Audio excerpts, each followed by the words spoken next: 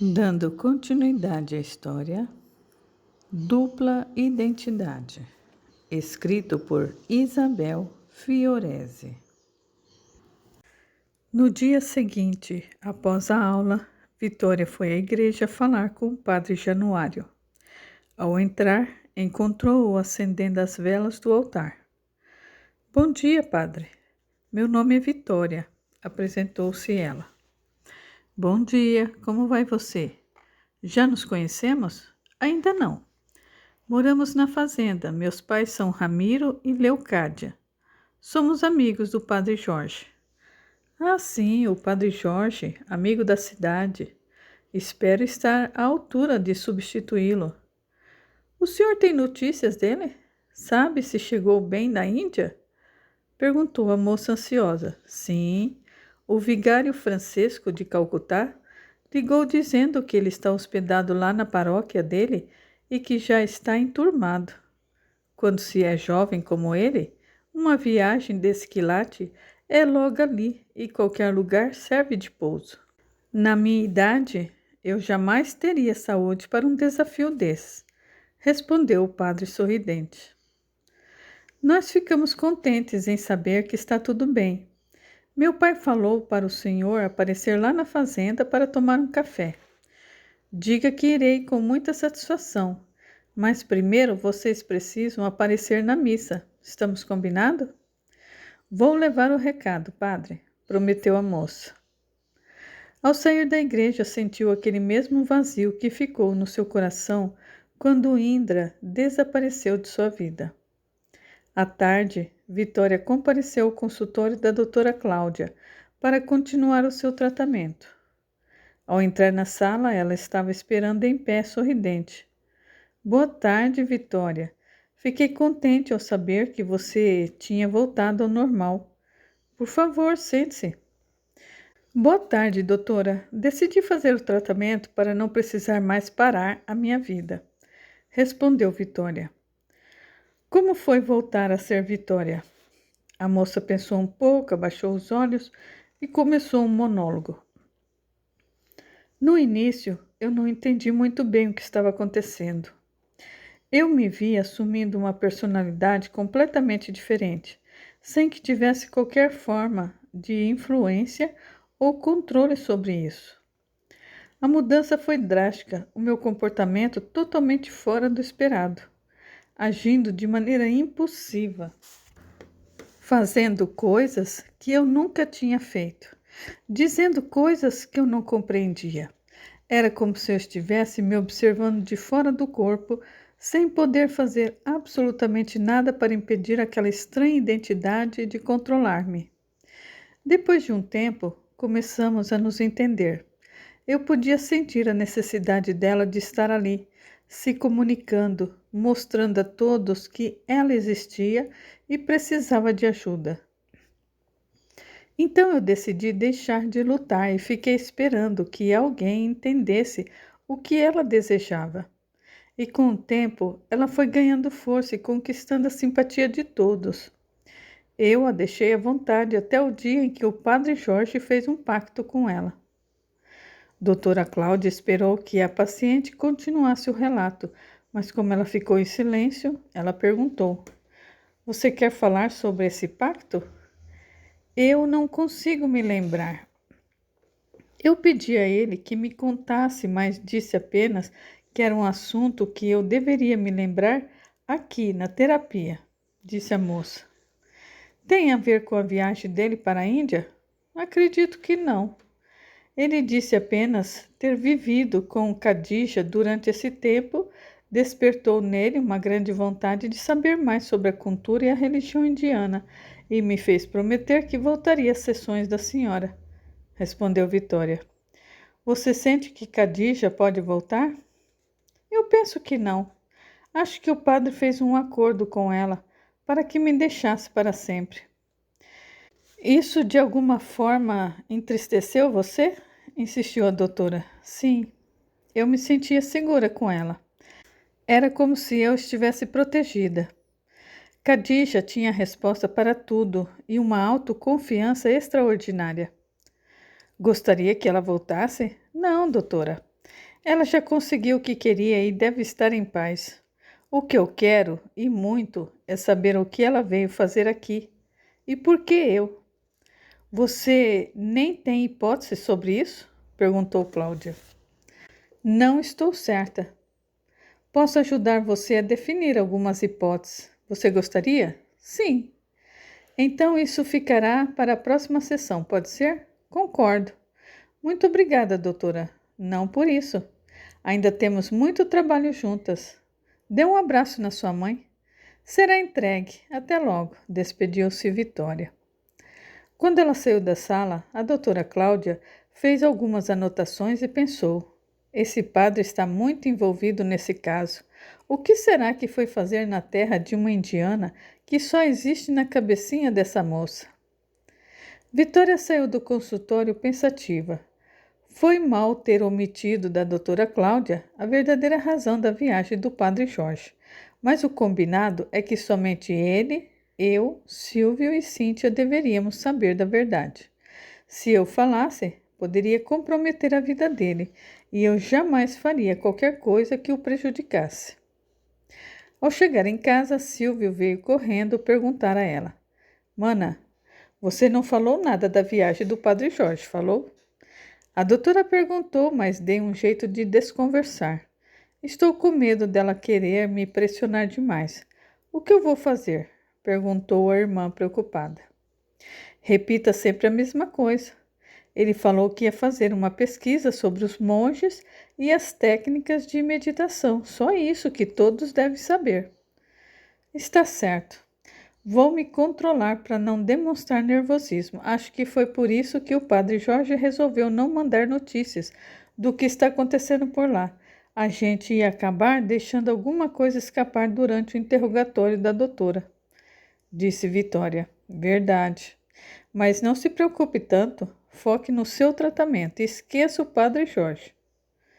Bem que eu gostaria, mano, disse ela tristemente. Vou tomar um banho e descansar um pouco, disse Vitória abrindo a porta do seu quarto. Enquanto isso, em Calcutá, Jorge entrou no santuário principal da matemática de Belur e o templo de Sri Ramakrishna, onde as relíquias de Sri Ramakrishna Paramahansa foi um renomado santo e mestre espiritual indiano que viveu no século XIX. Ele nasceu em 1836 na vila de Kamurpukur, no estado de Bengala Ocidental, Índia, e faleceu em 1886, descobrindo que Ramakrishna é considerado um dos maiores avatares e mestres espirituais da Índia. Ele era conhecido por sua devoção intensa e experiências místicas profundas. Durante a sua vida, ele praticou diferentes formas de devoção religiosa, incluindo o hinduísmo, islamismo e o cristianismo, e alcançou a realização espiritual por meio de cada uma delas. Ramakrishna era um fervoroso adorador da deusa Kali e passou longos períodos em profunda meditação e êxtase espiritual. Ele acreditava que todas as religiões eram caminhos válidos para a realização divina e enfatizava a importância da experiência direta de Deus em vez de meras crenças intelectuais.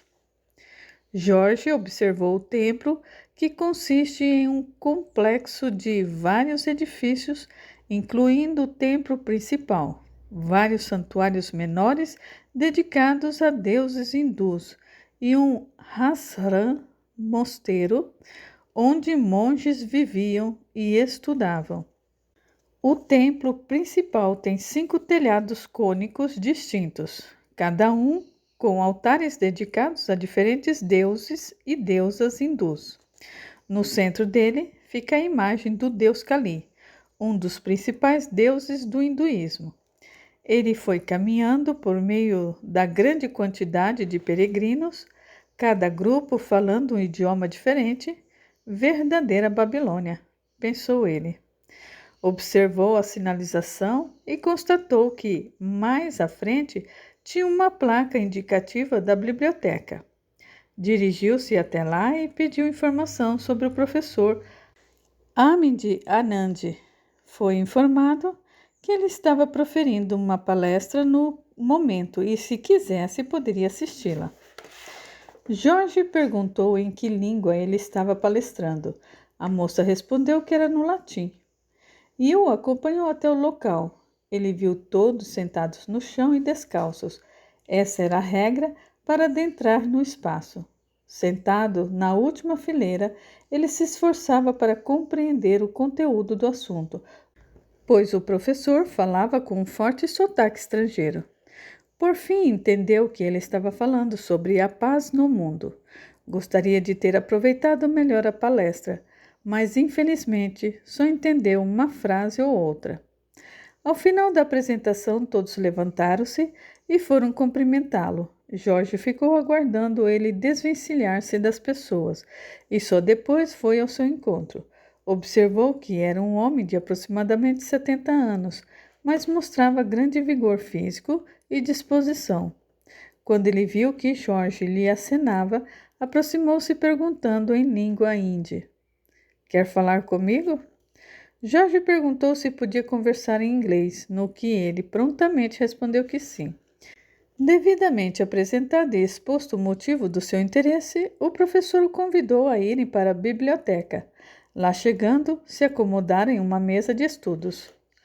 O professor disse: "Brasileiro, então? Estive no Rio de Janeiro convidado pelo bispo João Batista em 1980.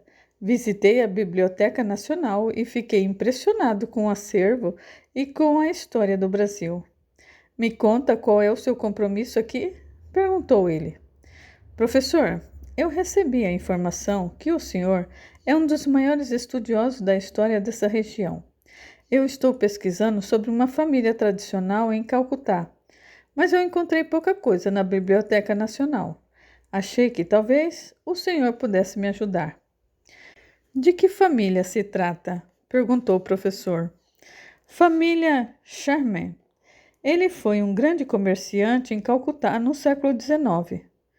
Meu filho, se você soubesse a quantidade de mercadores com este nome há nessa região, com certeza iria desistir da sua pesquisa. Tem mais informação sobre ele?" "Sim, o nome era Pandit Sharma e foi um político bem próximo do imperador Eduardo VII, tendo conseguido muitos projetos para Bengala." "Ah, sim, agora eu me localizei. Era um homem muito rico e poderoso. Morreu, se não me engano, na década de 1930 ou 1940, de problemas respiratórios. Mas quem conheceu ele e a família de perto foi o monge Klaus Berger, um missionário alemão que veio fugido da Segunda Guerra Mundial. Ele ainda vive nessa região. Estava sempre por aqui, mas depois que operou o joelho, perdeu um pouco da mobilidade e não pôde mais ficar se movimentando muito", esclareceu o professor. "Ele vive onde, professor? Gostaria muito de falar com ele." "É um dos monges mais antigos daqui. Hoje ele vive no mosteiro chamado Hermes, que fica na aldeia de Ladakh, noroeste da Índia, que pertence ao distrito de Leh. Situa-se no bloco de Karur Tehsil de Leh, 40 quilômetros a sudoeste dessa última cidade, indo pela estrada. Em 2011 havia 381 habitantes. Como você vê, ele quer viver isolado e tranquilo, devido à sua idade avançada." "É muito difícil chegar até lá?" perguntou Jorge. "Difícil não é, mas apesar de não ser tão distante, o acesso é meio complicado. Você pega o barco, desce o rio até um determinado ponto, depois vai de carro ou rickshaw por uma estrada sem asfalto. Saindo cedo, daqui você chega lá no final da tarde", respondeu o professor. "E eles têm acomodação para visitantes? Se não for muito exigente, sempre eles arrumam um jeito de hospedar os missionários. Poucos vão lá. É uma aldeia bem pequena, quase medieval. Vai se aventurar?" Perguntou o professor. Com certeza. Disposição não me falta, respondeu Jorge sorridente. Estou percebendo. Você aceita almoçar conosco? À tarde eu tenho outra palestra, mas depois eu posso mostrar os nossos templos, museu e salas de meditação. À noite, temos hospedagem para os nossos colegas de fora. Eu aceito com o maior prazer, professor, e agradeço antecipadamente a sua ajuda, que está sendo muito preciosa para a minha pesquisa. Passaram-se 2 dias após esses eventos e em Santa Teresa, Vitória chegou no consultório da doutora Cláudia para a segunda sessão de terapia. Boa tarde, Vitória. Como você está? Estou tranquila, doutora. Tenho dormido bem e procurado me concentrar nos estudos, mas no dia de vir para a terapia eu fico um pouco angustiada. Eu não chamaria de angústia, não seria ansiedade? Perguntou a médica. Eu não saberia diferenciar os sintomas. Eu só posso dizer que me dá uma espécie de aflição pelo que vai acontecer aqui. Isso é perfeitamente normal. Quando sabemos que iremos trabalhar os nossos bloqueios emocionais e que precisaremos sair da nossa zona de conforto, fique relaxada, deixe as palavras fluírem livremente. Está bem, doutora. Por onde começaremos? Perguntou a moça. Por onde terminamos na última sessão, ou seja, buscar a resposta para a sua questão. Quero muito saber o que Khadija veio fazer aqui e por que eu, respondeu Cláudia. É uma questão difícil de responder, com certeza, mas eu acredito que ela veio pedir ajuda para resolver o seu caso com o noivo, e eu fui a pessoa mais indicada para isso. E qual era o problema dela com o noivo? A família dele não aceitava o relacionamento porque ela era de uma casta inferior, segundo a tradição hindu, respondeu Vitória e depois ficou em silêncio. Cláudia esperou que ela continuasse, não querendo interferir no raciocínio dela. Como a doutora ficou em silêncio olhando para ela, percebeu que precisava terminar sua ideia. Talvez Khadija tenha me escolhido porque eu sou próxima do Padre Jorge, e na cabeça dela um sacerdote teria sabedoria para solucionar problemas. E fez silêncio. Cláudia decidiu dar uma ajuda e disse: Você já pensou por que Khadija veio com a intenção de se aproximar do padre? Não sei se ela tinha essa intenção. Você acabou de sugerir que ela achou que o padre tivesse sabedoria para ajudá-la, confrontou Cláudia.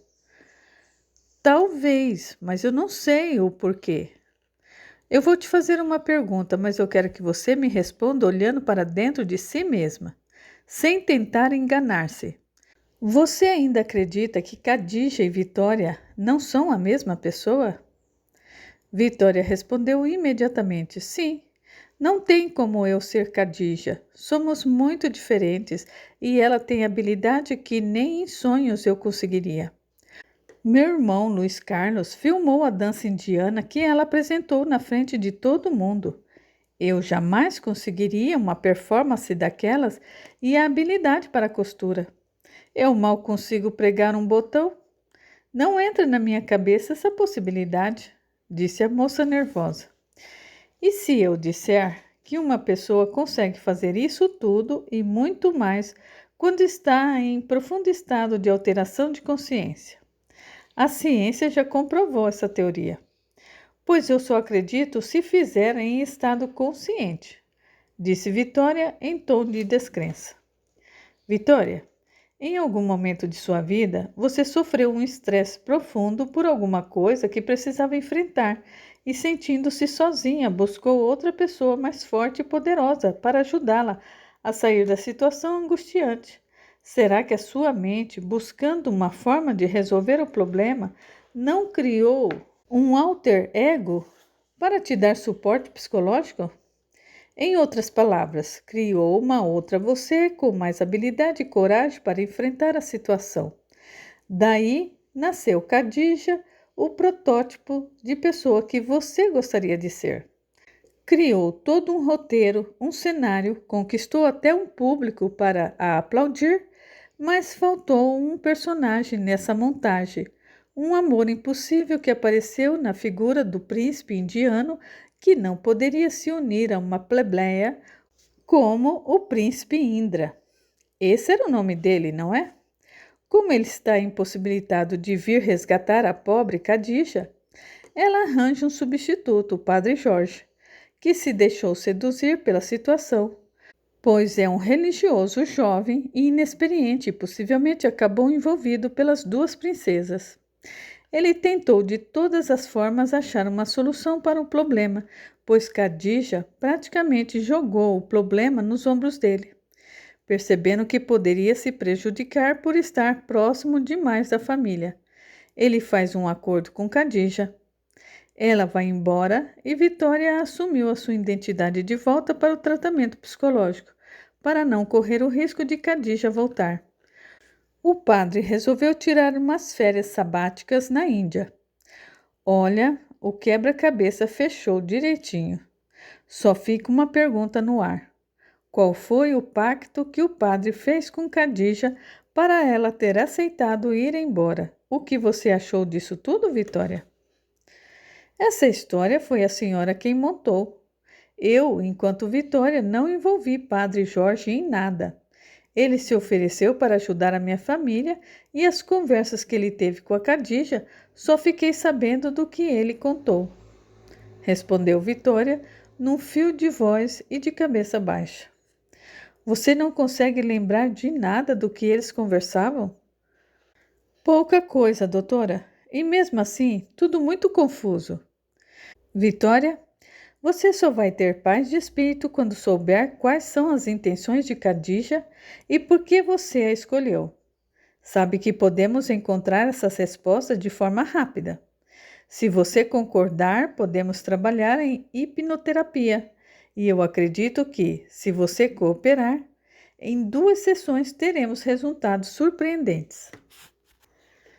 Grande parte dos pacientes que aceitaram passar por esse procedimento nunca mais tiveram episódios de dissociação do ego. Quero que você pense sobre isso. Vou te dar um formulário explicando como funciona e uma declaração para você assinar caso aceite, explicou Cláudia. Doutora, eu voltarei a ter pleno controle da minha mente? Sim, além de encontrar as respostas que procura. Eu quero que fale com a sua família sobre isso e no dia traga alguém junto com você, pode ser? Eu vou pensar seriamente sobre isso. Isso. Pode pesquisar na internet em um site científico que eu vou te passar para conhecer o procedimento. Não tem risco nenhum. Fale com a minha secretária aí fora e peça para ela a pasta de formulários para a realização de terapia de regressão de memória. Caso você e a sua família concordem, é só telefonar e marcar. Sim, senhora. Muito obrigada e até a semana que vem. Quando a família Ramírez estava no segundo sono no Brasil, amanhecia em Calcutá e Jorge pulou cedo da cama, arrumou sua mochila e deixou para tomar o café na rua. Queria pegar o primeiro ferryboat para o mosteiro de Remes, na aldeia de Ladakh. O objetivo era chegar de dia ainda para encontrar um monge Klaus Berger e uma pousada. Não passava do meio-dia quando chegou no bloco de Caru Tessil Delé. A aldeia ainda ficava a 40 quilômetros a sudoeste por estrada perigosa e de difícil acesso. Ele subiu em um caminhão que transportava passageiros sentados em cadeiras de madeira, tendo a carroceria coberta por uma lona esticada no teto. Ali estavam crianças, mulheres e idosos carregando sacos de mantimentos. Ao lado de Jorge sentou-se um ancião barbudo com um turbante escuro na cabeça e ao lado dele uma senhora com vestimenta típica da Índia e um lenço na cabeça, que também cobria parte do seu rosto. Viajaram por 1 hora mais ou menos sem trocarem uma palavra no meio dos solavancos do veículo. Jorge pensou: se 10 dias atrás alguém me dissesse que eu faria essa viagem do jeito que eu estou fazendo sozinho, Eu diria que era loucura, mas olha só eu aqui. A vida é mesmo uma surpresa. O caminhão parou debaixo de uma árvore frondosa e todos foram convidados a descer. Era uma parada obrigatória para quem quisesse fazer as suas necessidades físicas. Jorge desceu para esticar as pernas. Caminhou um pouco, bebeu água da garrafa que tinha levado, comeu uma maçã que havia pegado da cozinha paroquial. Não tinha almoçado, não deu tempo entre as trocas de transporte. Subiram novamente para os seus lugares, então o ancião de turbante perguntou em inglês, quase incompreensível: "É americano?" Jorge respondeu: "Não, sou do Brasil." "Onde fica o Brasil?" perguntou novamente. "Na América Latina." "Então é americano?" insistiu ele.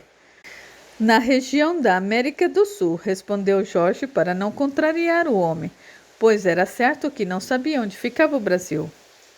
"Tem parentes na aldeia?" "Não, eu vou ver o monge Klaus Berker." "O alemão?" "Sim, o senhor o conhece?" "Todos o conhecem. Ele é praticamente o fundador da aldeia.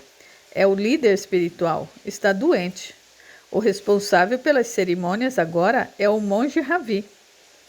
"O senhor faz o que na aldeia?" "Eu cuido da minha família. Esta é minha filha, Ananda, e este é o meu neto Red. Eu sou criador de galinhas e vou para Caru vender a produção de ovos." "O senhor é missionário católico?" "Sim, eu estou visitando a região." Nesse momento, o caminhão saiu de uma curva e todos avistaram a aldeia e o mosteiro. Na Índia, Jorge teve um dia tranquilo, mas a sua mente estava atribulada e o coração aflito. Estava ansioso pelo passeio com o monge Klaus. Tinha muitas perguntas em aberto e seus dias naquele país estavam terminando. Não poderia voltar sem as respostas para si mesmo e para Vitória. Depois do café da manhã, foi conhecer a biblioteca, a padaria, a sala de ginástica dos monges e saiu para dar uma volta pela aldeia.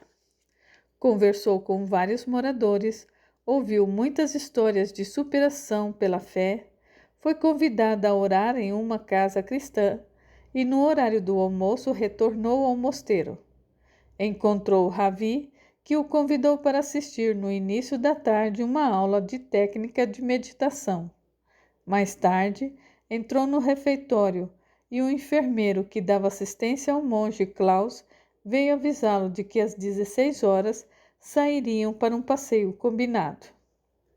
Às 13h30, Ravi entrou na sala de estudos próximo à biblioteca, onde já estavam sentados em almofadas espalhadas pelo chão vários visitantes, entre turistas e missionários instalados no mosteiro, e começou a falar sobre o processo de meditação. A meditação Vipassana, que significa ver as coisas como realmente são, é uma das mais antigas técnicas de meditação da Índia. Foi redescoberta pelo Buda Gotama há mais de 2.500 anos e ensinada por ele como um remédio universal para males universais, ou seja, uma arte de viver. É baseada em um conjunto de técnicas que inclui a observação da respiração e do corpo, bem como a análise minuciosa de cada pensamento, emoção e sensação. O objetivo dessa meditação é desenvolver a compaixão, a sabedoria e a felicidade interior. Ela ensina que todas as coisas são impermanentes e insatisfatórias, o que significa que não podem fornecer uma fonte duradoura de felicidade. Ao praticar a meditação Vipassana, aprendemos a observar e aceitar os nossos pensamentos e emoções sem julgamento ou apego, o que nos leva a uma maior compreensão de nossa própria mente e das coisas ao nosso redor. Para praticá-la é necessário passar por um retiro de 10 dias. Durante esse tempo, o praticante deve seguir uma rotina rigorosa de meditação e silêncio, evitando qualquer contato físico ou verbal com outros participantes. Esse retiro é importante para que o praticante possa se concentrar completamente em sua prática e se afastar das distrações e preocupações do mundo exterior. No nosso caso, hoje, vamos apenas fazer uma simples demonstração, já que vocês não fizeram esse retiro. Vamos começar agora um exercício prático. Peço que sigam a minha orientação. Coloquem-se na posição de lótus, com a coluna ereta. Fechem os olhos e comecem a respirar profundamente. O objetivo é concentrar-se na respiração e observar os pensamentos, as emoções e as sensações que surgem. Deixe os pensamentos fluírem naturalmente, sem julgamentos ou controle. A ideia é que vocês se tornem um observador dos seus pensamentos, em vez de serem arrastados por eles. Respirem profundamente e soltem o ar pela boca. Profundamente e lentamente. Concentre-se na sua respiração. Vou contar até 10 e depois vamos começar a relaxar todos os músculos do corpo. 1, 2, 3, 4 e Ravi conta até 10. Faz uma pausa e continuou. Agora vamos começar a focar em outras partes do corpo. Comece por prestar atenção à sensação de cada parte do corpo, desde os dedos dos pés até o topo da sua cabeça. Faça isso sem julgar ou analisar, apenas note como cada parte do corpo se sente. Relaxe os músculos do pescoço, das costas, do peito, do tórax, do abdômen, descendo aos membros inferiores. Relaxe os músculos das coxas, das pernas, terminando nos pés. Perceba que todo o seu corpo pesa na almofada e você não sente mais absolutamente nada. Saia do corpo e torne-se um observador de si mesmo. Flutue no tempo e no espaço. Pense em quem você foi, quem você é e quem gostaria de ser. Ravi faz uma pausa e continua. Agora eu quero que vocês imaginem como estão sentados em um lindo jardim florido. Um lugar seguro, tranquilo, silencioso e de muita paz. Façam desse lugar o seu porto seguro. Qualquer sensação de desconforto ou medo, retornem a esse jardim e descansem. Respirem profundamente e soltem o ar pela boca suavemente. Observe que o seu corpo está se levantando e entrando por um portal. Passando por ele, existe uma escadaria que desce, levando a um nível de consciência mais profundo. Desça as escadas sem medo. Seu nível de consciência vai se aprofundando cada vez mais fundo. Mais fundo. Preste atenção em suas sensações, no que você ouve e no que você vê. Onde você se vê nesse momento? Como você está vestido ou vestida? Consegue localizar o tempo e o local? Tem alguém com você ou está sozinho ou sozinha? O que vocês conversam? Jorge estava em estado de transe hipnótico. Não mais ouvia as instruções de Ravi. Visualizava-se vestido em uma túnica branca e à sua frente uma linda jovem indiana chorava. Ele aproximou-se para ouvir o que conversavam. Ele dizia: Khadija, minha amada, Não ficaremos separados para sempre. Assim que eu terminar os meus estudos, eu voltarei para buscá-la. Escreverei cartas para Sarisha lhe entregar, sempre que possível. Um amor como o nosso, o tempo jamais destruirá. Ela respondeu: Indra, príncipe dos meus sonhos, sei que o nosso amor é impossível, mas prometo-lhe que o esperarei e lhe serei fiel por muito mais tempo que a própria vida. Minha doce Khadija, longe de você, sei que o inferno será real, mas sei também que existe um céu. Nem este mundo, nem o próximo poderá nos separar. Vou honrar o nosso sacrifício e juro que voltarei para nos amarmos. A vida nos ensinará que mesmo depois da noite mais negra, o sol nascerá de novo. Lembre-se do poema de Rumi.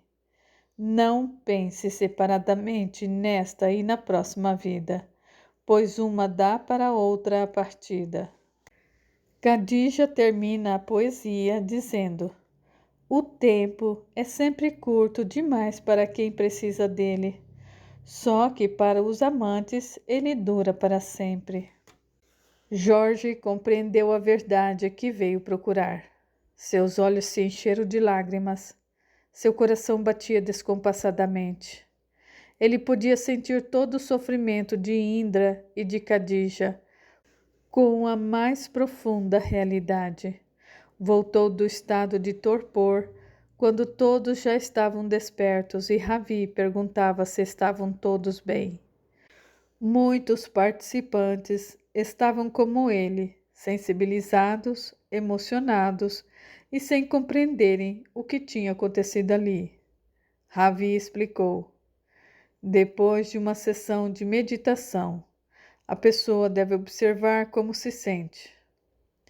A meditação pode ter vários efeitos positivos no corpo e na mente, mas cada pessoa tem uma experiência diferente.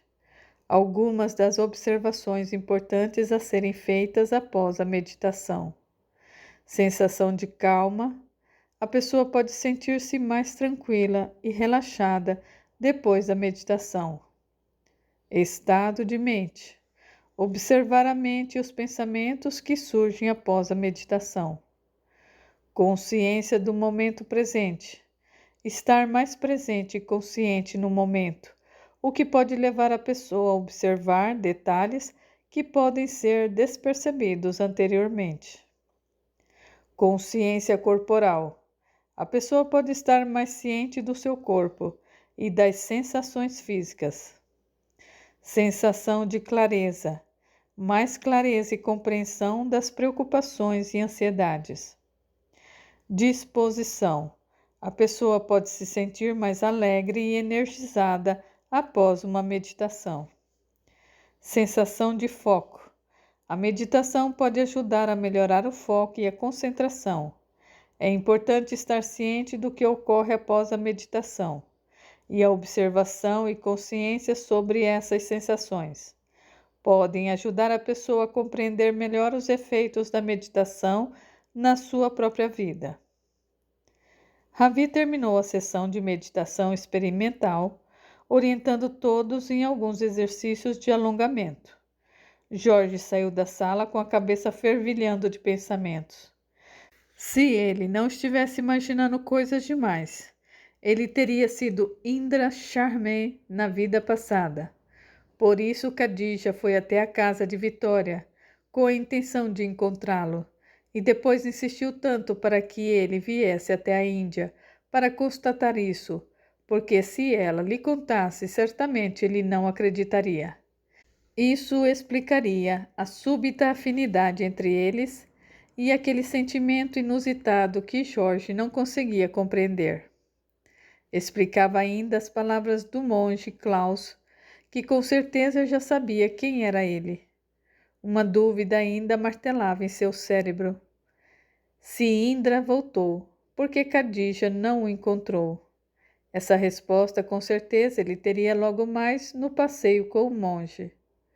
Jorge passou rapidamente no refeitório, serviu-se de uma xícara de café bem forte, quando o enfermeiro de Klaus veio chamá-lo. O carro já estava na porta esperando. Deixou o mosteiro e o motorista pegou uma estrada sem calçamento em meio a uma vegetação rasteira e solo arenoso. O clima úmido provocava gotículas de suor na fronte dos passageiros, e Jorge pergunta a Klaus: Onde iremos, monge? Buscar suas respostas, meu amigo, ou comprovar o que você interiormente reluta em aceitar. Qual a sensação de estar nesse lugar? Perguntou Klaus. Às vezes me parece tudo tão conhecido. Me vêm à mente imagens confusas de acontecimentos que nunca vivi, principalmente no exercício de meditação. Mas como é tudo muito novo para mim, acredito que seja criação do meu cérebro com a intenção de me situar nesse mundo desconhecido, respondeu Jorge. Ou não. Poderia ser lembranças de outra vida. A paz desse lugar proporciona às pessoas entrarem em contato com experiências únicas emergentes do inconsciente. Mas você vai sair daqui com as respostas. Um forte arrepio percorreu todo o corpo de Jorge. Se fosse comprovado que ele fora Indra em outra encarnação e que a teoria da reencarnação era verídica, tudo mudaria. Teria de reajustar muitas crenças, atualizar a sua missão de vida e repensar o seu futuro. Durante o percurso, Klaus ia falando sobre sua vida da Alemanha e como chegou àquela região, mas Jorge não conseguia prestar atenção, porque os seus pensamentos fervilhavam e o suor descia pelas suas costas.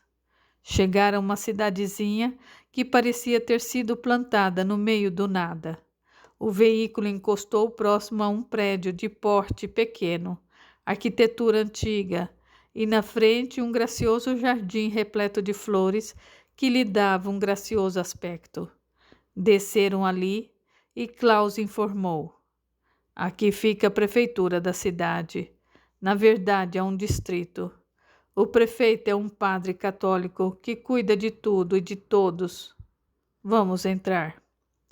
Havia um balcão na entrada e várias mesinhas de trabalho atrás dele.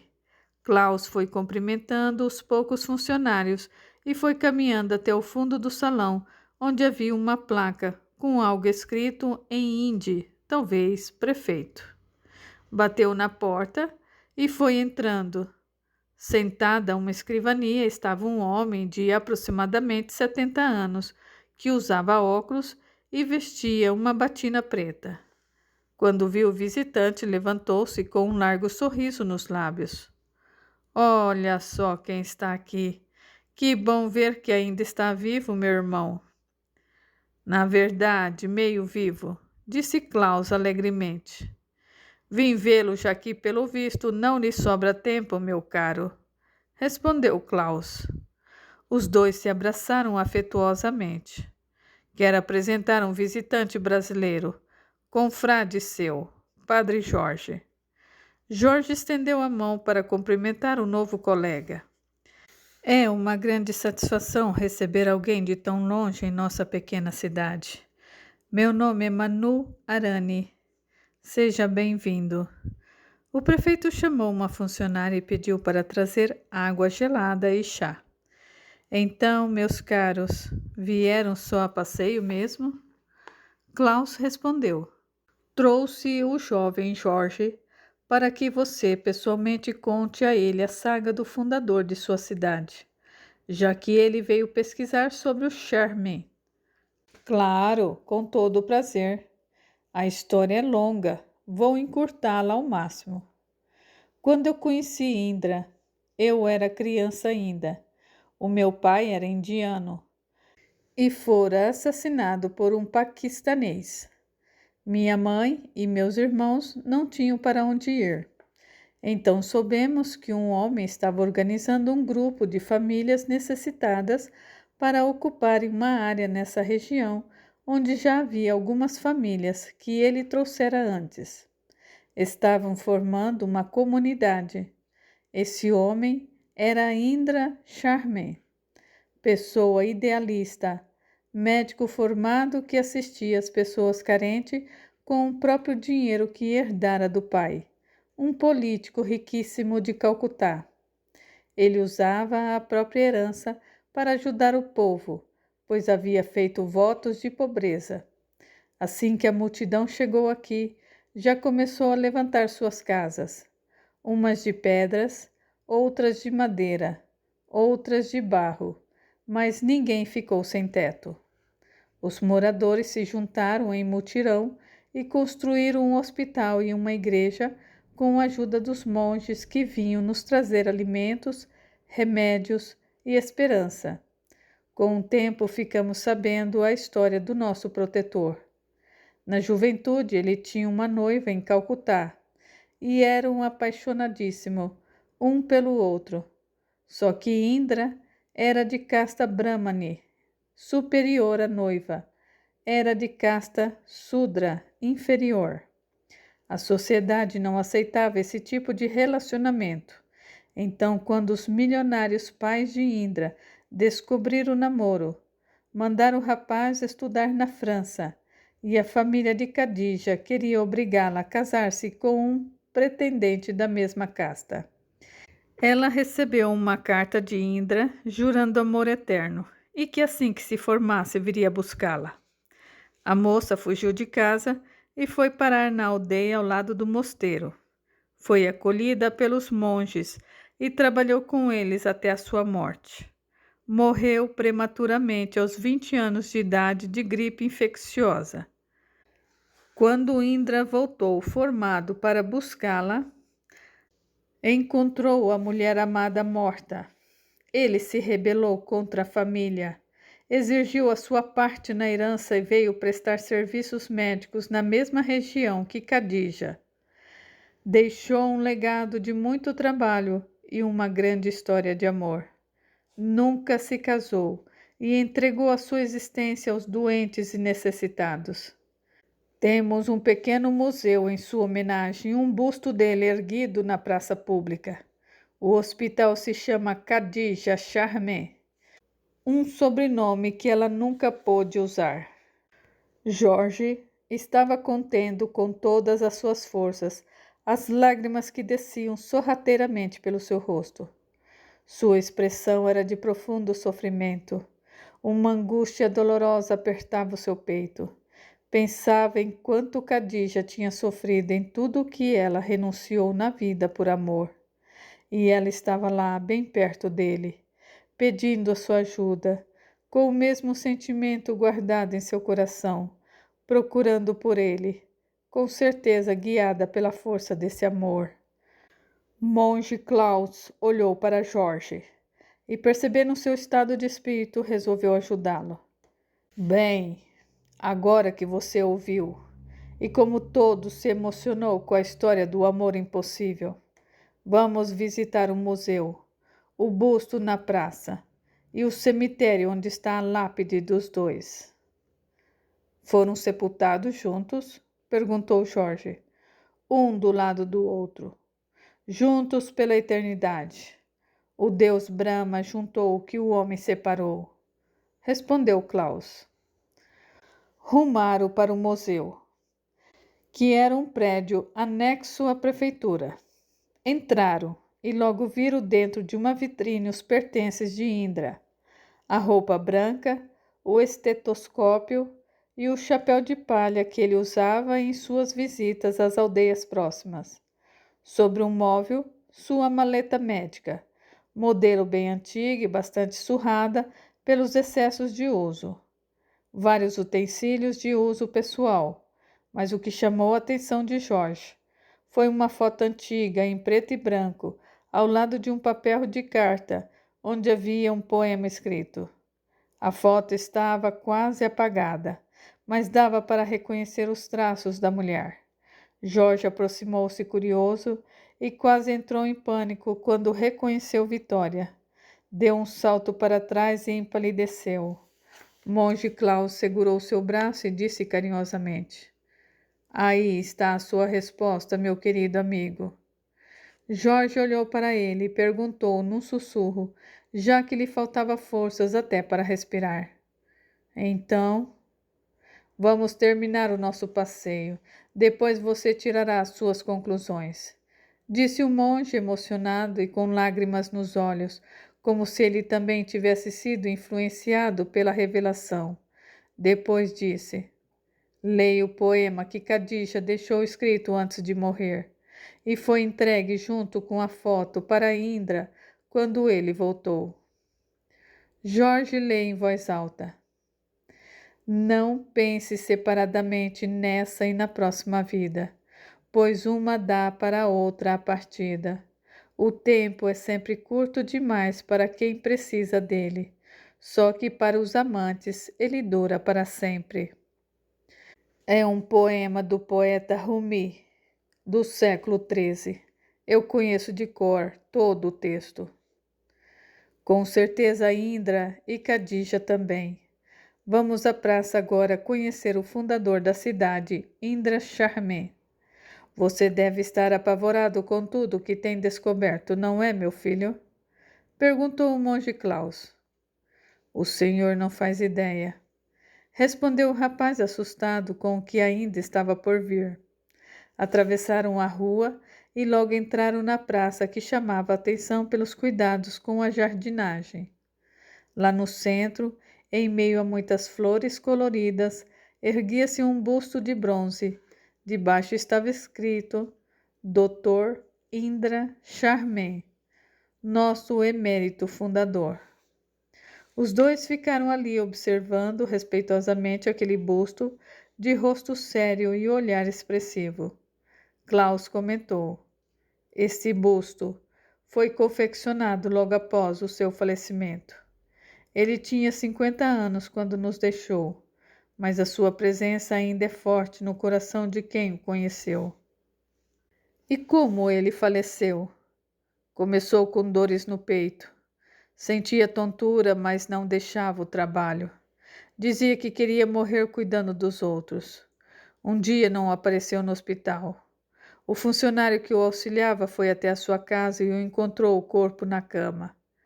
Foi-se dormindo, sem despedidas. E os parentes dele, monge? Os pais já tinham morrido há tempos. As duas irmãs haviam se mudado para a Inglaterra e perderam o contato. No final, nós fomos sua família. Contou Klaus. Agora vamos visitar as lápides no cemitério local. Foram de carro, porque o cemitério ficava do outro lado da cidade e o calor estava intenso. O veículo aproximou-se da entrada do cemitério e Jorge observou que o portal era um arco coberto de folhagens verdes e flores amarelas. Um muro de pedras cercava o pequeno cemitério. Os dois desceram do carro e foram caminhando por uma calçada estreita que passava pelo meio dos túmulos. Logo na entrada, passados 100 metros, podia-se enxergar duas lápides de mármore, uma ao lado da outra. Em uma tinha a mesma foto de Khadija que Jorge tinha visto no museu junto ao poema. Na lápide estava escrito Khadija Narayana, 1912 a 1932. Na outra podia-se ler Indra Charme, 1910 a 1960. Ao lado do nome, uma foto bem desbotada pelo tempo, de um jovem indiano que por amor renunciou à riqueza, ao luxo, à vaidade e o poder para viver numa vida simples dedicada às pessoas pobres, permanecendo fiel à sua amada até o último dia de sua existência. Jorge ajoelhou-se diante das sepulturas, reconheceu-se na foto e reconheceu Vitória na foto de Khadija. Agora tudo fazia sentido. Seu coração se encheu de amor e de saudades daquelas duas que entraram de súbito em sua vida. Mas agora sabia que ambas eram a mesma, a mulher por quem ele esperava há quase um século. Orou ardentemente, como se quisesse que as suas palavras chegassem aos ouvidos de Vitória. Não tinha mais dúvidas, mas precisava pensar muito, pois havia várias decisões a serem tomadas, mudanças que aconteceriam em sua vida em todos os aspectos, e não tinha ideia por onde começar. Levantou-se, olhou com os olhos marejados para o amigo Klaus, ofereceu um abraço que foi aceito efusivamente e carregado de emoções. Klaus perguntou: Meu amigo querido, irmão de todas as horas, ontem você foi quase um pai para mim. Cuidou para que eu não me perdesse. Ensinou-me a diferença entre o bem e o mal. Apoiou-me quando entrei para o monastério. Ensinou-me a decifrar alguns segredos da vida. E eu lhe prometi que cuidaria do seu legado até a sua volta. Agora você está aqui, e eu cuidarei de você como se fosse o meu próprio filho. Eles ficaram assim, abraçados e chorando, até que o motorista veio dizer que precisavam voltar, pois já se fazia tarde.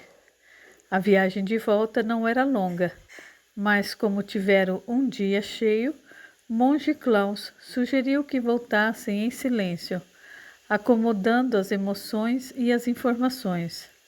No dia seguinte, mais descansados, conversariam sobre o assunto e Klaus responderia às dúvidas de Jorge. No Brasil, Vitória estava muito inquieta. Apesar da cunhada ter explicado a ela como assumiu a identidade de uma outra vida passada. No caso, Khadija. Ela precisava saber da história toda. Viu perfeitamente a data de nascimento e de falecimento dos dois. Eles não viveram juntos. O que poderia ter acontecido para Indra ter vindo procurá-la? Se ele estava morto e ela viva, como poderiam retornar o imenso amor que sentiram em outras vidas? Se Indra era sua alma gêmea, como ele lhe disse, porque ela não parava de pensar em Jorge? Era um assunto delicado. Não podia conversar com muitas pessoas sobre isso, principalmente porque envolvia Jorge. As pessoas poderiam fazer mau juízo dele. No dia seguinte, iria ao consultório da doutora Cláudia para fechamento da sessão de regressão. Tinha expectativa de que ela pudesse esclarecê-la melhor. Seus pais ainda não sabiam do que tinha acontecido na sessão. Silvio temia que a mãe achasse que foi tudo uma brincadeira, já que abomina a teoria reencarnacionista. Lá no mosteiro, à noite, Jorge teve sonhos reveladores. Ele se via como Indra, ainda jovem, e ao seu lado sua doce Khadija. Nos sonhos via lugares onde nunca tinha estado, seja dentro de uma universidade todo vestido de branco ou tomando sorvete com Khadija em um restaurante bem conhecido. Via as brincadeiras dos dois no jardim da praça, ele usando o lenço de cabelo dela e fazendo caretas. Vieram todas essas recordações do passado e Jorge acordava sorrindo. Voltava ao sonho e lá estava Khadija de novo, no bosque próximo da universidade, por onde passava um riacho. Nesse dia, sentados debaixo de uma árvore sombreiro, ela abriu o livro de poesia e recitou a poesia de sempre. Não pense separadamente nessa e na próxima vida, pois uma dá para a outra a partida. E Indra sempre terminava a outra parte. O tempo é sempre curto demais para quem precisa dele, só que para os amantes ele dura para sempre. Jorge despertou e levantou-se com o coração em sobressaltos. Havia se lembrado dessa cena e o porquê. Indra e Khadija repetiam essa poesia todas as vezes que se encontravam, pois tinham um pacto. Caso não conseguissem ficar juntos nessa vida, suas almas se procurariam no tempo e no espaço, e a forma de se reconhecerem seria através da poesia de Rumi. Não tinha mais do que duvidar. Haviam se encontrado e ele não deixaria que se perdessem novamente. Sentiu vontade de falar com Vitória, relatar-lhe tudo, mas não podia apressar as coisas. Afinal, o que ele poderia oferecer-lhe no momento? Absolutamente nada. Decidiu que se aconselharia com o padre Klaus pela manhã. Eram amigos de verdade. A sabedoria dele lhe mostraria um caminho. Deitou-se, orou muito, pedindo discernimento para suas decisões, e que Deus acalmasse o coração aflito de Vitória, que ansiava por respostas.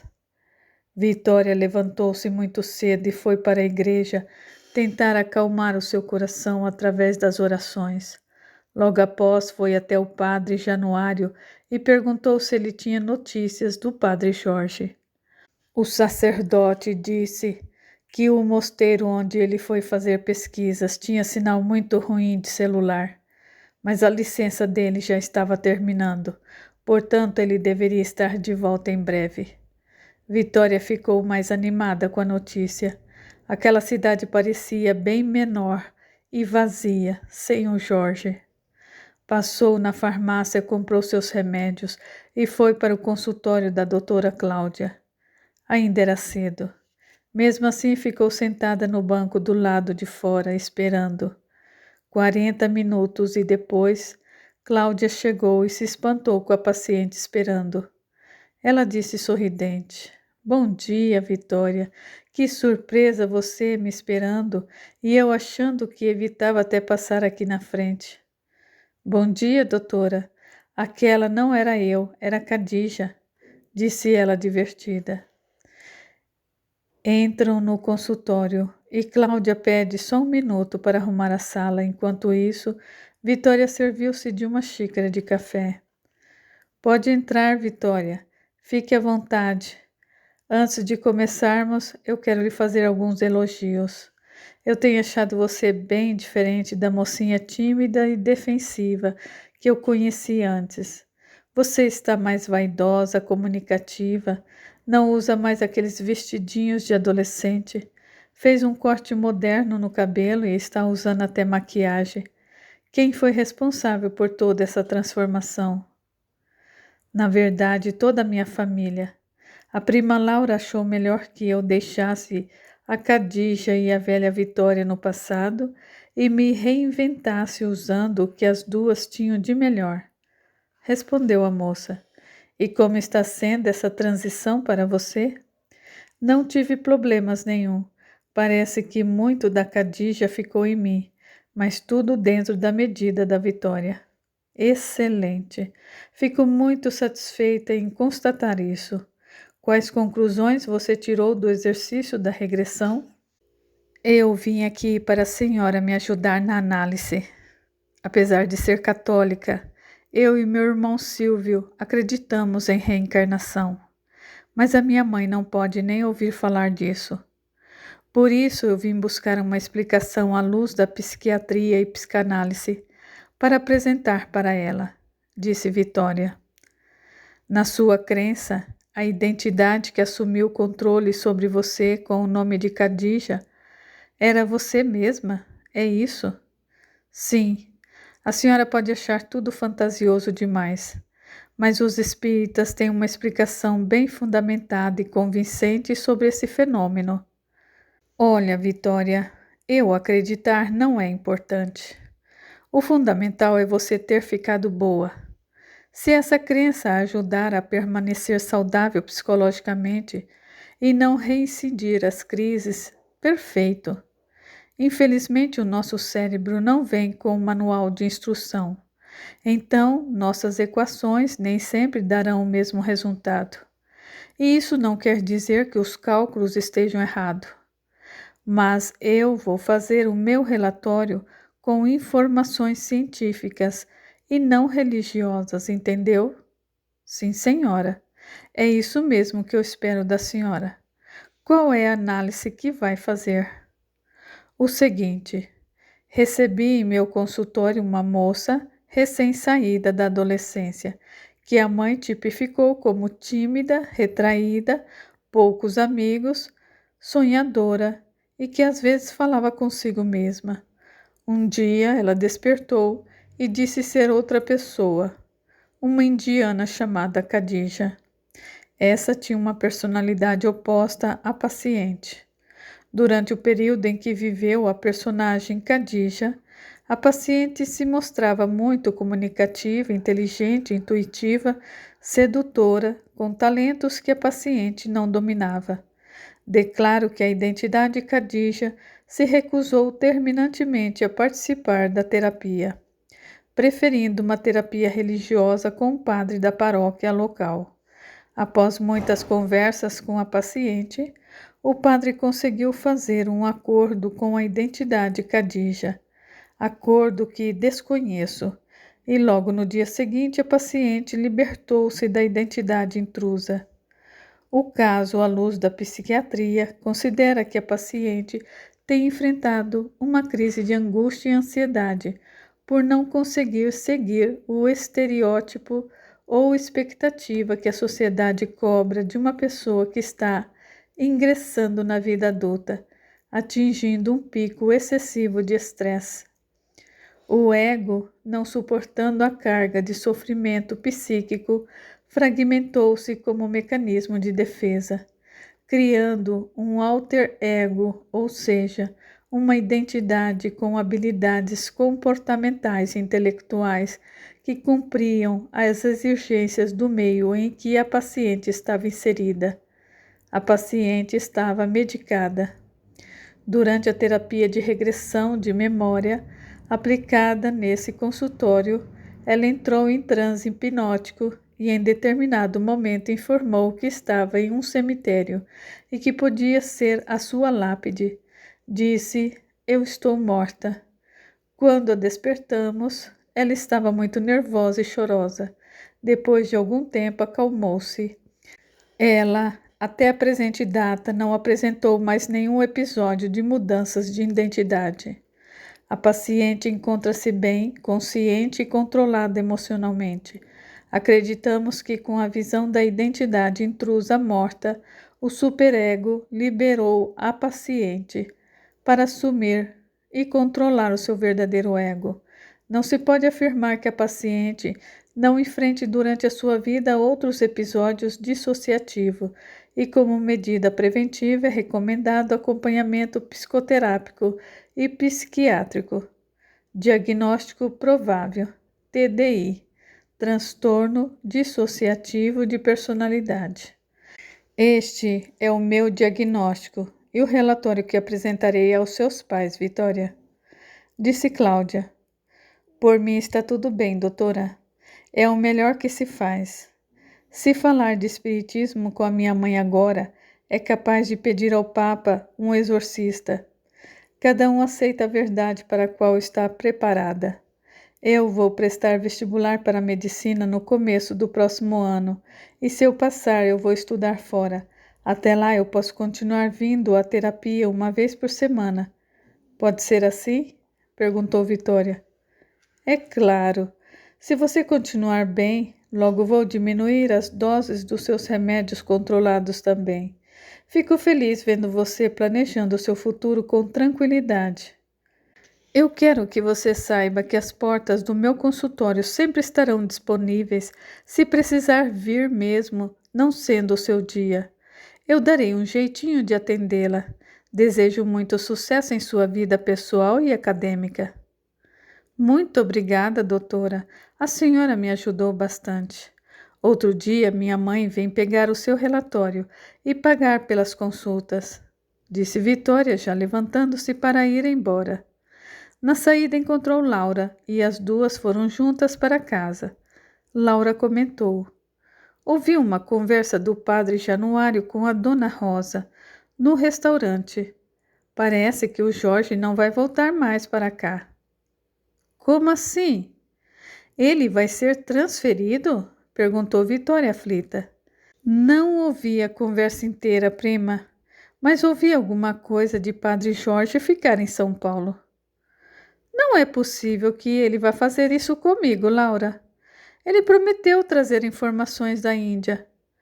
Pode ser só especulação Ou talvez ele não tenha descoberto nada por lá, prima. Então ele tinha obrigação de me dizer isso. Se ele não voltar, meu coração não vai aguentar. Eu quase não durmo de saudades daquele sacerdote infeliz. Brinca Vitória tentando esconder a tristeza. Mas, prima, não seria bem pior tê-lo por perto e ficar cultivando um amor platônico? Por outro lado, se ele também estiver apaixonado por você, a lógica recomenda que ele não volte, não é? Vão ficar os dois sofrendo sem poder fazer nada. Se seus pais descobrem, corre com ele daqui, comentou Laura. Eu penso sobre isso todos os dias e eu não consigo achar uma saída. Em todo caso, eu vou estudar fora no próximo ano. Ficaríamos longe um do outro de todo jeito. No fim da história, você e Khadija são a mesma pessoa. O noivo indiano Indra Sharma está morto faz tempo. E onde o padre Jorge entra na sua vida, prima? Perguntou Laura. Talvez só ele possa ter essa resposta, Laura. Respondeu Vitória com um ar tristonho no semblante. Já havia amanhecido no mosteiro. Jorge levantou-se, tomou um banho, foi para a sala de meditação, que ainda estava vazia. Ele aproveitou para fazer suas orações e pedir orientação para suas dúvidas. Mais tarde encontrou-se com Ravi, quando estava entrando no refeitório. Ravi disse: Bom dia, irmão Jorge, tudo bem? O passeio de ontem foi produtivo? Bom dia, monge Ravi. Você não imagina o quanto. Acho que eu vou embora da Índia mais confuso do que eu cheguei, respondeu ele. Ravi deu uma risada e disse: Você não é o primeiro nem o último a sair daqui assim. Mas isso é perfeitamente normal. O aprendizado acontece depois da fase da confusão mental. Então você está no caminho certo. Mas eu vim lhe trazer um recado do monge Klaus. Ele quer que vá tomar café lá na ala dele. Quando é assim, a conversa é confidencial. Obrigado, Ravi. Vou para lá agora. Com certeza ele deve estar me esperando. Até mais tarde, então, disse Ravi, entrando no refeitório. Monge Klaus já estava esperando Jorge com a mesa pronta como sempre. Cumprimentou com as mãos postas e movimento de cabeça sinalizando para ele se sentar. Depois disse: Deve ter sonhado muito essa noite, meu irmão. Seu espírito tem muito para harmonizar com as novas descobertas. Quero perguntar-lhe se tem alguma dúvida sobre tudo o que aconteceu. Realmente, monge, tive sonhos que foram lembranças tão vívidas, adicionados às visões que eu tive nos momentos de meditação e às sensações experimentadas durante o nosso passeio de ontem multiplicadas com as coisas que o Senhor me contou. Logo, eu não tenho como duvidar. Tenho certeza que eu fui Indra Sharma e que Vitória é minha alma gêmea, Khadija, respondeu Jorge. Você não sabe a felicidade que experimenta o meu espírito nesse nosso reencontro. Você continua o mesmo homem de fé e disposto a servir as pessoas. Com essa descoberta, deve ter percebido que as suas responsabilidades aumentam sobremaneira, que você tem uma missão importante nessa vida a cumprir. Pensou nisso? Perguntou Klaus. Com certeza, minha cabeça está fervendo de tanto pensar no que eu vou fazer quando eu chegar ao Brasil. Respondeu Jorge. E já tem alguma ideia? Sim, eu vou deixar o sacerdócio e voltar a estudar. Eu quero ser médico novamente. Tenho certeza que serei mais útil que dentro da paróquia. Outro motivo é que o meu coração está completamente comprometido com Vitória.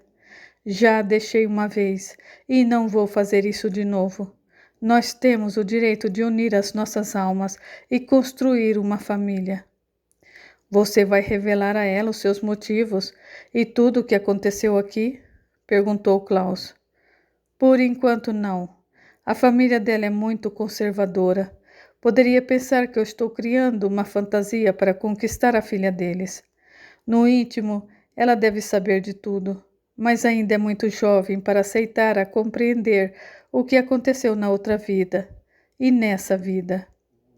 Eu penso que o fato de vocês terem se reencontrado foi um verdadeiro presente do universo, e se esse propósito já está definido no karma de ambos, em algum momento seus corações haverão de se encontrar. Tudo tem o seu momento, comentou Klaus. Sim, eu tenho certeza disso, mas no momento eu não tenho nada meu para oferecer a ela. Então, como eu posso pedir que se prenda a mim? Meu filho, não se preocupe agora com o futuro. Ele já está desenhado para vocês. Tenha fé e paciência, orientou o monge. Eu quero agradecer de coração, meu grande amigo e companheiro de outras vidas. Fui trazida aqui para entender que eu posso continuar seguindo Jesus e oferecendo, além da fé, a cura da medicina para muitos necessitados. Eu nunca vou conseguir pagar-lhe por ter me ajudado a abrir os olhos do espírito, disse Jorge emocionado. Agradeça a Deus e ao seu mentor Jesus Cristo, meu filho. Eu fiquei fortemente emocionado quando eu reconheci, no momento que entrou por aquela porta. Inicialmente eu não quis acreditar, mas no momento que contou a sua história, eu não tive mais nenhuma dúvida. E desde então eu tenho agradecido a Deus, Brahma, por tamanho presente. Venha cá, me dê um abraço daqueles bem brasileiro, porque Indra tinha abraço folgado de indiano, disse o monge, levantando-se e abraçando fortemente o seu grande amigo de vida passada, Indra Charmin. Passaram-se quase 6 meses. Vitória nunca mais teve notícias de Jorge. Todos na cidade ficaram sem compreender por que aquele bondoso padre tinha deixado a paróquia sem nenhum tipo de despedida. Mas com o tempo esqueceram-se dele e acostumaram-se com o padre Januário. Iniciou-se o novo ano. Todos comemoravam a aprovação de Vitória no curso de medicina em uma universidade da cidade de São Paulo. Estavam todos contentes. Silvio e Cíntia estavam noivos. Finalmente, Leocádia entendeu que o kardecismo não era bruxaria, mas Luiz Carlos e a prima Laura nunca se esqueceram de Khadija. De vez em quando falavam nela. Mana, por que você não experimenta dançar como a Khadija? Era tão bonito, disse Luiz Carlos.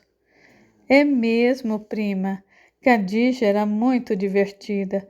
Todo dia tinha uma novidade. Bem que eu gostaria. Quem sabe assim Jorge não teria ido embora, disse Vitória com uma sombra de saudades no olhar. Leocádia, ouvindo a conversa, interfere. Horas, minha filha, você vai encontrar alguém bem mais interessante lá na universidade. Jorge era padre, nunca ia aceitar essas suas ideias reencarcionistas. A senhora está enganada, tia. Padre Jorge até estudou Allan Kardec para ajudar a Khadija, disse Laura. Então, vai ver que foi isso. Saiu da igreja e virou espírita, disse Luiz Carlos. Eu acho que ele descobriu alguma coisa lá na Índia. Tenho certeza que um dia ainda vou encontrá-lo e obrigá-lo a contar tudo, disse Vitória. Até lá, eu fico só com as saudades doendo no peito. E a curiosidade, disse Laura, dando uma risada. Primeiro dia de aula, Vitória está radiante com a sua roupa toda branca de estudante de medicina, livros debaixo do braço e o coração cheio de expectativas. Resolveu ir até a banca de livros usado, ver se achava algum interessante. De repente, ela vê um estudante de costas segurando livros e observando a banca. Seu coração disparou e ela pensou estar tendo uma alucinação. Caminhou vagarosamente com todo o corpo trêmulo e o coração acelerado a cada passo. Chegou próximo a ele, como a pressentir a presença querida. O homem virou a cabeça de repente e fixou os olhos nela. Com um sussurro, Vitória disse: Jorge? Vitória, você aqui? Ele aproximou-se dela. Os livros caíram ao chão. Ele a abraçou forte, sentindo uma energia esfuziante. Ela retribuiu o abraço com igual intensidade, sentindo-se em paz em seus braços. Por um momento, eles simplesmente ficaram ali, abraçados, apreciando a sensação de estarem juntos novamente. Finalmente, ele a soltou e olhou para ela em admiração. Ela parecia mais linda do que nunca. Seus cabelos longos, negros e brilhantes, e o seu rosto radiante. Ele a beijou suavemente no rosto, sentindo as emoções transbordarem. Ela retribuiu o beijo com todo o amor que sentia. Ela perguntou: por que você nunca mais voltou? Aconteceram tantas coisas que precisarão de tempo para se acomodarem. Mas, pelo jeito, teremos muito tempo para conversar. Qual é o seu bloco? Bloco B de medicina, respondeu a moça, transbordando de felicidade. E o seu? Bloco H. Daremos um jeito de nos encontrarmos. Eu a procuro, disse ele. Não, deixe que eu o procuro. Então, façamos assim. A gente se encontra aqui mesmo, no intervalo. Abraçaram-se novamente e desta vez foi mais forte, como se precisassem da conexão física para sentirem-se completos. Eles sabiam que havia muito a compartilhar, muitas histórias a contar e muitos momentos para viverem juntos novamente. Mas, por enquanto, tudo o que importava era esse momento, esse reencontro especial, que sempre lembrariam. O sinal tocou, avisando que era o momento de entrarem para as salas, mas estava difícil de se separarem. Soltaram as mãos e quando os dois iam caminhando em direção oposta, Jorge chamou Vitória e disse: não pense separadamente nessa e na próxima vida, pois uma dá para a outra a partida. Para sua surpresa, Vitória se virou e disse sorridente: o tempo é sempre curto demais para quem precisa dele. Só que para os amantes, ela dura para sempre. Jorge não tinha nenhuma dúvida. Khadija estava ali, pronta para começar uma nova etapa em suas vidas juntos, novamente. Chegamos ao fim de mais uma história.